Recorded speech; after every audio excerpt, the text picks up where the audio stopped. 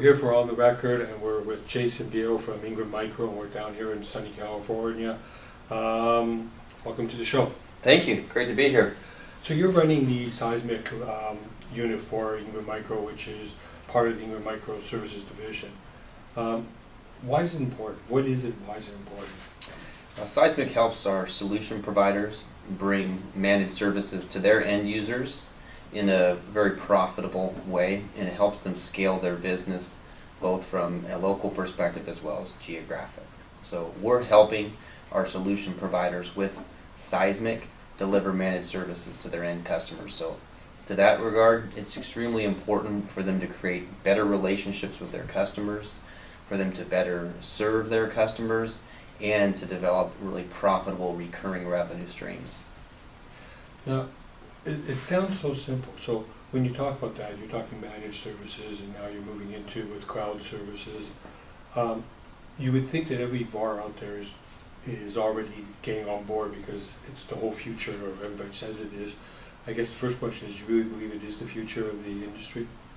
I think that certainly a large percentage of the industry needs to incorporate an aspect of services into their overall business, be it professional services, be it engineering services, be it managed services, or be it cloud computing. Certainly we're big advocates of the solution provider community wrapping value and wrapping service around technology solutions in order for them to enhance their relationships with their customers. Whether every solution provider in the channel will ultimately do managed services or IT outsourcing, that's still debatable, but certainly, again, weaving in services and value add to your technology solutions is critical. So one of the questions that I get asked a lot when I'm at different events and so on is, well, if I become a managed service provider, or if I want to start going out into a hosted type of system, does that mean I have to stop being a VAR? What's your answer to that? Yeah, I get that question a lot too. So I think we're do. talking to a lot of the same partners, but there is that question or the concern out there. And I tell you, at least from my perspective, I see two business models common among the partner community. On one hand, we have what's called the pure MSP, or now even the pure cloud solution provider, where the predominant share of their business is managed services or is cloud professional services, and they have little interest or little focus on reselling products or even projects, right? So those, I would say, are the pure play MSPs. Mm-hmm. But there's also a business model, we call it the hybrid solution provider, where you have a very healthy mix of product sales, of projects / professional services, and then recurring managed services. So for the cloud, we think that there's opportunities for both this pure play services community as well as the hybrid solution provider channel. So the person who's not getting involved, so a VAR person, okay, a reseller, a service provider, solution provider, whatever, when they're not getting involved, aren't they literally saying to themselves that at some point my customer's going to want these type of services, and they're going to go out to a hybrid person and end up most likely with the hybrids, it's more hybrids, and the next thing they know, they're going to lose their customer? Well, certainly. So I agree, and we talk a lot to our solution providers about playing both offense and defense, right, and specific to services. And playing offense means going out there and doing marketing, doing proactive selling, and participating in that land grab of getting new customers on contracts and developing those long-term relationships with them. Playing defense means looking at your current customer base, and are you adding value? Are you providing a complete technology solution? Are you that trusted advisor, and are you wrapping those services around in order to prevent current forms of competition and then potentially some new entrants in terms of competition as it relates to services and cloud? So solution providers, when they're looking at their geography or their both prospects and customers, should always be thinking, am I playing enough offense and am I playing enough defense, right, in order to protect my current business and to grow it?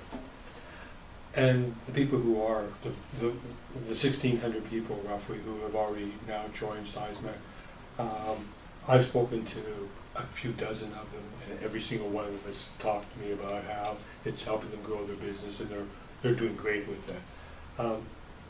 You must be talking, if I've talked to that many who are, you must be talking to hundreds of them who aren't.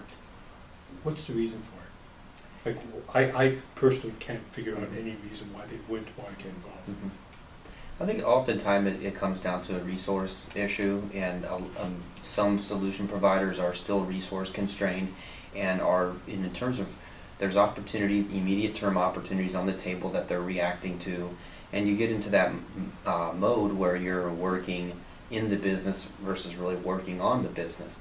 And if you have a finite amount of resources and you're serving customers and those customers are paying the bills, sometimes it is difficult to step away and to evaluate strategy and then make some more midterm to long-term investments. That's what the solution, that's what the distribution channel is here for, right? That's why a company like Ingram Micro, we invest so much in terms of reseller enablement, our training, our education programs, our communities, is to really help work with those solution providers and provide some guidance so they can do that type of transformation, right? Step away from the day-to-day. Let's look a little further down the road, and here's some tools and here's some training to help you transform the business with that more long-term perspective in mind.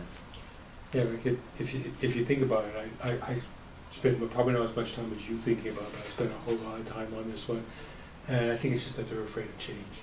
You know, it's like, okay, well, where am I going to go next? But I mean, and I hear so often, well, gee, do I use a level platform, or do I use an enable, or do I, whoever. Mm-hmm. And at the end of the day, my comment to them is, get your toes wet, get in. It doesn't really make that much of a difference. You can change. Just get started somewhere. And I know you probably, because you know those companies a whole lot better than me, you could have a whole lot of good reasons why one might be better than the other. But they really need to get started. Yeah, I again wholeheartedly agree there.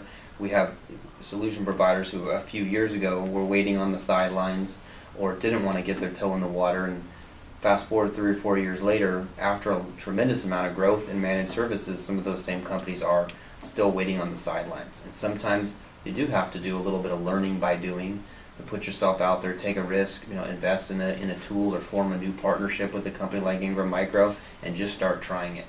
There are customer relationships that they have that are close enough that could afford a little bit of that tinkering, if you will, right? So solution providers go to some of their close customers and say, you know what, I'm going to try a new business model, allow me to use your business as a beta, right? Help me. I'll give you some relief in terms of service coverage. You give me a little bit of relief in terms of SLAs. Get their toes wet, learn from it, and then expand it to future customers. And they truly are a trusted business advisor to their customers are going to say, sure. Yeah. Like, I mean, in the most parts, there's always the opposite once in a while. So, looking at it, just backing up for a bit. So basically, Seismic was really the first foray, at least in North America, the first I know of a company going into the services, like a distributor company going in there. And so obviously you were the leader then. You're still obviously the leader now, but the things are changing really quickly. What are you doing to make sure you're going to stay the leader? So we continue to look ahead, right? Anticipate and predict trends. Obviously, the big one right now is cloud computing, and Ingram Micro has made a conscious decision not to take a wait and see approach in terms of cloud computing. Although adoption remains limited at this point in terms of reseller and end user community, Ingram is already getting ahead of that curve and making investments from a technology platform, resources, development of training and education materials. So that's what we're doing. We want to get ahead. We think that we can bring a lot of the same value that we did with managed services to the cloud computing opportunity. That means helping our resellers understand and address the opportunity, demystifying cloud, providing trade shows and webinars and tools and templates and everything that they might need in order to be successful. So it's one of the examples of what we're doing. So the other thing that you've done, or I think it ties into this, is the cloud conduit. And I know you've brought in partners like Rackspace and Amazon and Salesforce.com. So we're doing pretty good on this one today. Where does that fit in? Like, how does that benefit your average typical member of Seismic? So So I think the word conduit, right, is really symbolic there, where we are a bridge connecting the cloud and the vendor community, right, with our reseller community. And a lot of the time, it's, you know, part of the education effort is just really exposing what we're calling the cloudscape, right? So this universe of solution providers, be them the 1,600 that are using Seismic or being the thousands and thousands of additional Ingram partners, is really helping to, again, demystify the cloud, understand what specifically the technologies are and who the players are, right?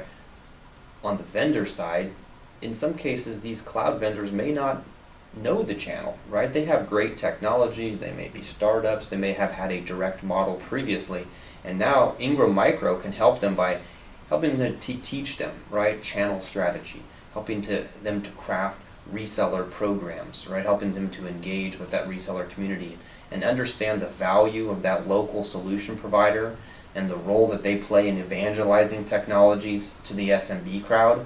So that's what Cloud Conduit is meant to do. Let's connect the vendors, let's teach them the channel, let's introduce them to the channel, and meanwhile, let's help the reseller community understand and embrace the cloud computing opportunity. That's what Cloud Conduit is. Yeah, it sounds like, once again, you're great steps that you're taking to make sure that Ingram is staying in that forefront, and for that and for our listeners, I think it's really important that there's somebody out there that's really probably the most important thing, I think, of everything that you're doing. And don't get me wrong, because I think you're doing a lot of great stuff.